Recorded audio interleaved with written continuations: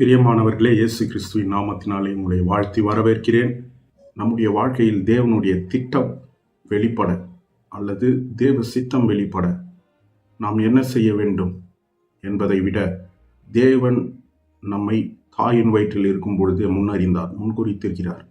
எனவே அதை குறித்ததான தேவ சித்தத்தை குறித்ததான 7 படிகளை நாம் வேதத்திலிருந்து நாம் பார்க்க போகிறோம். ஒவ்வொருவரையும் பிரியமானவர்களே, ஒரு வீட்டில் இருக்கிறதான பாத்திரங்களை எடுத்துக்கொள்வோம். ஒரு பாத்திரம் பால் காய வைத்து காஃபி அல்லது டீ போட உதவுகிறது. மற்றொரு பாத்திரம் குடிப்பதற்கு தண்ணீரை பிடித்து வைக்கிறோம். மற்றொரு பாத்திரம் சாப்பாடு செய்வதற்கு அல்லது சோறு செய்வதற்கு உபயோகப்படுத்துகிறோம் என பல விதமான பாத்திரங்களை பல காரியங்களுக்காக, பல திட்டத்திற்காக நாம் பயன்படுத்துகிறோம். அதை போல தேவனாகிய கர்த்தர், நம்மை உண்டாக்கின சிருஷ்டி கர்த்தர், அவர் நம்மை சிருஷ்டிக்கும் பொழுது, உருவாக்கும் பொழுதே ஒரு நோக்கத்தோடு, ஒரு திட்டத்தோடு, தேவனுடைய சித்தத்தை அறிந்து பிதாவாகிய தேவன், குமாரனாகிய இயேசு கிறிஸ்து, பரிசுத்த ஆவியானவர் வைத்திருக்கிற நோக்கத்தோடு நம்மை இந்த உலகத்திற்கு அனுப்பியிருக்கிறார். எனவே அவருடைய நோக்கத்தையும் சித்தத்தையும் நாம் செய்வதற்கு கர்த்தர் தான் நமக்கு உதவி செய்ய வேண்டும். கர்த்தர் தான் நம்மை வழி நடத்த வேண்டும். அதற்கு நாம் இசைந்து போவதற்கு தடையாயிருக்கிற பாவங்கள், உலக காரியங்கள், உலக இச்சைகள், மோகங்கள், இவைகளை கர்த்தரிடத்தில் ஒப்புவித்து, தேவனே என்னை குறித்த நோக்கம் என்ன, தேவனே என்னை குறித்ததான உம்முடைய திட்டம் என்ன, தேவனே என்னை குறித்ததான உம்முடைய சித்தம் என்ன என்று நாம் அவரை கேட்டு நாம் அதன்படி செய்யும் பொழுது எல்லாமே, அதாவது தேவனுடைய சித்தம், தேவனுடைய திட்டம், தேவனுடைய நோக்கம் எல்லாமே கர்த்தருடைய வேதத்தில் ஏற்கனவே கொடுத்து விட்டார். இந்த பரிசுத்த வேதாகமத்தில் எல்லாமே இருக்கிறது. இதுதான் கட்டளை, இதுதான் நீ வாழ வேண்டிய வழிமுறைகள், நான் உன்னை உயர்த்தக்கூடிய அளவுக்கு நீ ஒப்பு கொடுக்க வேண்டிய காரியங்கள், இதில் எல்லாமே நான் எழுதிவிட்டேன். எனவே தேவன் இனி டைரக்டாக வந்தோ அல்லது சொப்னம் வழியாவோ, மகனே நீ இதெல்லாம் செய்ய வேண்டும் என்று சொல்லுவதை விட, தேவன் ஏற்கனவே எல்லாமே எழுதிவிட்டார். நீ இதை செய்தால் இந்த ஆசீர்வாதம், இதை செய்தால் நீ இப்படி இருக்கலாம், உன்னுடைய வாழ்க்கை முறைகளை இப்படியாக மாற்றிக்கொள்ளலாம் என்று எல்லாமே வலியுறுத்தியிருக்கிறார். எல்லாமே அன்பாக எழுதி கொடுத்திருக்கிறார். எனவே பிரியமானவர்களே, கர்த்தருடைய வேதத்தை நம்பி, கர்த்தருடைய வார்த்தையை நம்பி, ஏனென்றால் கர்த்தர் தேவனுடைய வார்த்தையை மகிமைப்படுத்தியிருக்கிறார். வானம் பூமி ஒழிந்து போனாலும் கர்த்தருடைய வார்த்தைகள் ஒழிவதில்லை. எனவே இந்த வார்த்தைக்கு தேவன் மகிமைப்படுத்தி கொடுத்திருக்கிறார். அதாவது ஆண்டவரே ரெஸ்பெக்ட் பண்ணியிருக்கார் இந்த வேதாகமத்திற்கு. என்னால் அவர் எழுதின வார்த்தை, அவர் பேசின வார்த்தைகள். எனவே தேவன் நம்மை மகிமைப்படுத்துவதற்கு, தேவன் நம்மையும் உபயோகப்படுத்துவதற்கு, தேவன் அவருடைய திட்டம், அவருடைய தீர்மானம், அவருடைய முன்னறிதல், முன்குறித்தல் நம்மீது காணப்படுவதற்கு, நாமும் அவருடைய வேதத்தில் இருந்து அவருடைய சத்தியத்தை அறிந்து அதன்படி வாழும்போது நாம் தேவன் சித்தம் நிறைவேற்றுகிறவர்களாய் காணப்படுகிறோம். தேவனை பிரியப்படுத்தும் வாழ்க்கை வாழ விரும்புகிறோம். அதனால் தேவன் தாம் மகிமைப்படுவாராக. இப்பொழுது தேவ சித்தத்தின் 7 படிகள், அதாவது தேவ சித்தம் 7 படிகளில் செயல்படுகிறது.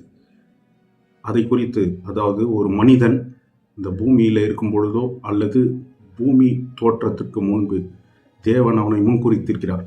எனவே அந்த சித்தம் எப்படி ஒரு மனிதனுடைய வாழ்க்கையில் 7 படிகளில் செயல்படுகிறது என்ற வேத வார்த்தைகளை, வேத சத்தியத்தை நாம் கவனித்து கேட்கப் போகிறோம், பார்க்க போகிறோம். எனவே கூர்ந்து கவனிங்கள். தேவன் தாமே உங்களை ஆசீர்வதிப்பாராக.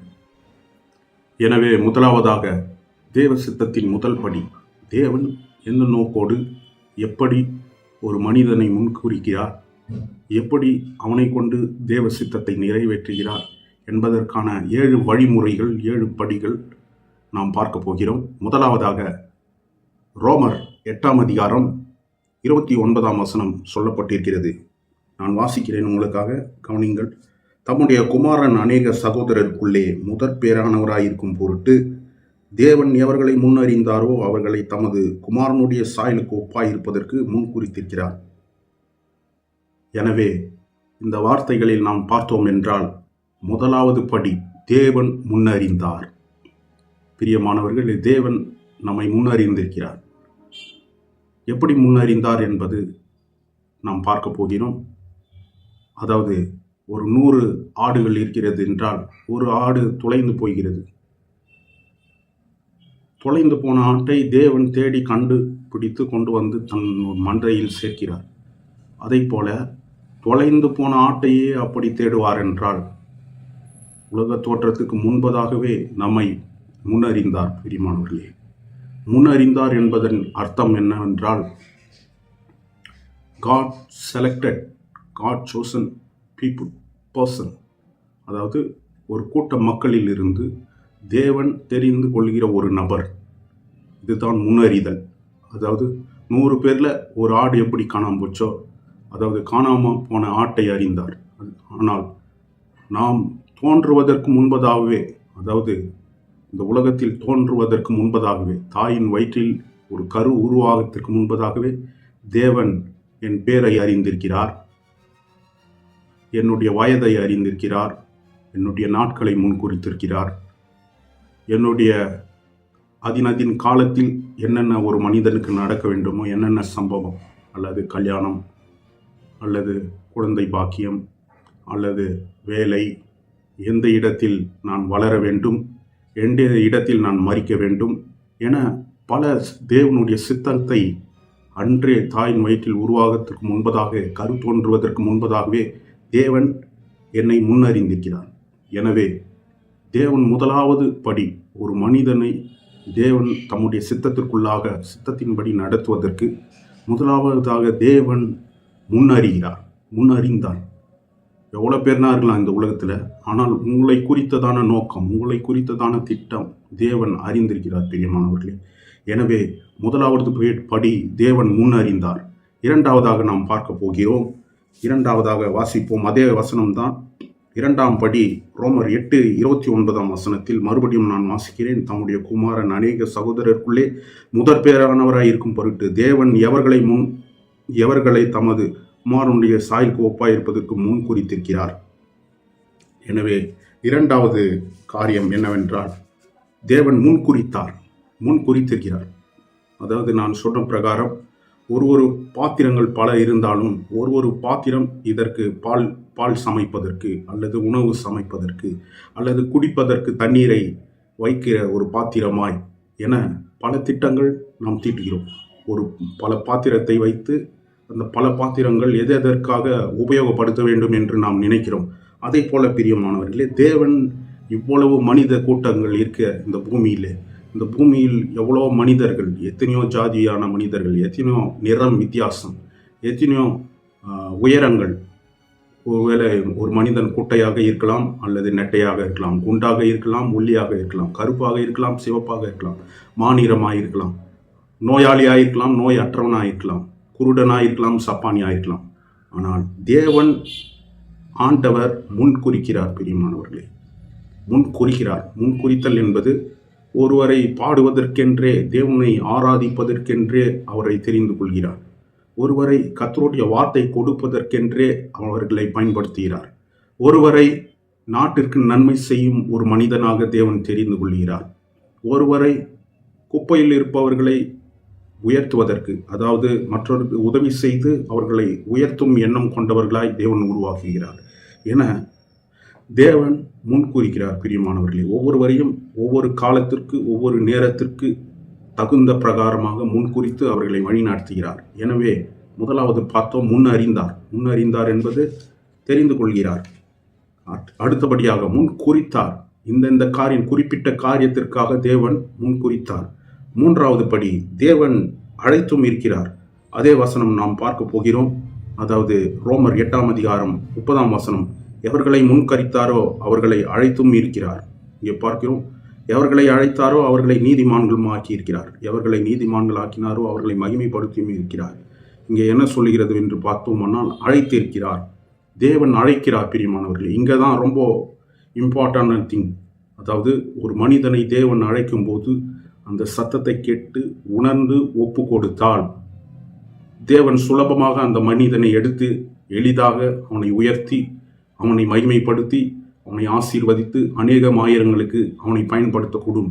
ஆனால் அவன் பாவத்திலே விழுந்து, அவன் சாபத்திலே இருந்து, அவன் தன் நிலைமையை உணராமல், உணர்வில்லாத மனம் இருக்கும் பொழுது, உணர்வில்லாத ஒரு சிந்தை இருக்கும் பொழுது அவன் தேவனுடைய சத்தத்தை உணர முடியாது பிரியமானவர்களே. தேவன் அழைக்கிறார் என்பதை அவன் உணர முடியாது. எனவே பாவ சேற்றிலே உழன்று தேவனுடைய சித்தத்தை மறந்து தேவனுடைய அழைப்பை மறந்து அவன் இருளுக்குள்ளாக வாழ்கிறான். இந்த இடத்தில்தான் தேவன் மனிதனுக்கென்று வைத்திருக்கிற அந்த 6வது அறிவு, அதாவது நாம் தீர்மானம், டிசிஷன் எடுக்க வேண்டியது உங்களுடைய கையில் இருக்கிறது. எது நல்லது எது கெட்டது என்ற சுய தற்பரிசோதனையை ஆண்டவர் ஒவ்வொரு மனிதனுக்கும் கொடுத்து விட்டார். இந்த இடத்தில்தான் தேவனுடைய சித்தத்தை செய்வதற்கு நாம் தடுமாறுகிறோம். ஏனென்றால் சுய பிரயாசம், அதாவது சுயநலம், அதாவது என்னுடைய சாய்ஸ், என்னுடைய தீர்மானம், அது நம்மளுக்கு ஆண்டவர் எல்லாருக்கும் கொடுத்திருக்கிறார். இந்த வழியை நாம் செலக்ட் பண்ணால், அதாவது தேவனுடைய சித்தத்தின்படி நடந்தால் தேவன் நம்மை ஆசீர்வதிப்பார். அல்லது சில காலம் கழித்து நான் ரட்சிக்கப்பட்டுக் கொள்கிறேன், அல்லது சில காலம் குறித்து நான் இயேசுவுக்கு கீழ்ப்படுகிறேன் என்ற சிந்தை உங்களுக்கு இருக்குமானால் நிச்சயமாக நான் சொல்கிறேன், பாவம் பெருகி கொண்டே தான் போகும் தவிர, அல்லது நீங்கள் பாவ சேற்றில் வாழ்வீர்கள் தான் தவிர தேவனுடைய சித்தத்தை செய்வதற்கு பிசாசானவன் உங்களை அனுமதிக்க முடியாது. எனவே ஆண்டவர் அழைப்பை உணர்ந்து ஆண்டவருடைய சத்தத்தை கேட்டு, சத்தத்தை எங்கே கேட்கலாம்? கர்த்தருடைய வார்த்தையில் கேட்கலாம். கர்த்தருடைய வசனத்தின் மூலியமாக, கர்த்தருடைய பாடல்கள் வழியாக, ஆராதனை வழியாக கர்த்தருடைய வார்த்தைகளை கேட்கலாம் பிரியமானவர்கள். எனவே அந்த வார்த்தைகளுக்கு நாம் ஒப்பு கொடுத்து வந்துவிட்டோம் என்றால் கர்த்தர் அழைத்து அவனை ஆசீர்வதிக்க வல்லவராயிருக்கிறார். அவருடைய சித்தத்தை நிறைவேற்ற வல்லவராயிருக்கிறார். எனவே தேவனுடைய அழைப்பை புரிந்து கொள்ள வேண்டும். தேவனுடைய அழைப்பு என்பது அது மிக சிறந்தது, அது சமாதானத்துக்கு ஏதுவானது, அது ஆசீர்வாதமானது என்று அறிந்து தேவனுடைய அழைப்பை நாம் ஏற்றுக்கொள்ள வேண்டும். எனவே 3வது படி, தேவன் நம்மை அழைத்திருக்கிறார் என்று பார்த்தோம். முதலாவது, தேவன் முன்குறித்தார், அறிந்திருக்கிறார். அடுத்தபடியாக முன்குறித்திருக்கிறார். 3வதாக அழைத்தும் இருக்கிறார். இப்பொழுது 4வது படி பார்த்து நாம் இந்த செக்ஷனை முடிக்கலாம். 2வது பகுதியில், அதாவது அடுத்த வீடியோவில் நான் 5, 6, 7 என்ற படிகளை நாம் பார்க்க போகிறோம். தேவ சித்தத்தின் 5ஆம் படி, 6ஆம் படி, 7ஆம் படியை பார்க்க போகிறோம். தற்போது 4 படிகளை மாத்திரம் நான் சொல்லி முடிக்கிறேன் பிரியமானவர்களே. நீங்கள் என்ன பண்ணணும்னா, நீங்கள் இதற்குரிய வசனங்களை, ஆதார வசனங்கள் வேதத்தில் நீங்கள் தேடி வாசிக்க வேண்டும். நான் ஒரு வசனம் தான் கொடுப்பேன். ஆனால் நீங்கள் என்ன பண்ணணும்னா, உங்கள் வேதத்தை நீங்கள் திறந்து, அதாவது முன்குறித்தார் என்ற வசனங்களை நீங்கள் தேடி வாசிக்க வேண்டும். அடுத்தபடியாக அழைத்தும் இருக்கிறார் என்ற அந்த வார்த்தைக்குரிய வசனங்களை நீங்கள் தேடி படிக்கும் பொழுது தான் தேவ ஆவியானவர் உங்களோட வசனத்தின் மூலியமாக இடைப்படுவார். இப்பொழுது 4வது படி, தேவன் நீதிமான்களாயும் ஆக்கியிருக்கிறார். 4வது படி, தேவன் நீதிமானாய் நம்மை மாற்றியிருக்கிறார் பிரியமானவர்களே. எனவே ரோமர் அதே வசனம் 8ஆம் அதிகாரம் 30ஆம் வசனத்தில், எனவே தேவன் நம்மை நீதிமான்களாய் ஆக்கியிருக்கிறார் என்று நாம் விசுவாசிக்க வேண்டும்.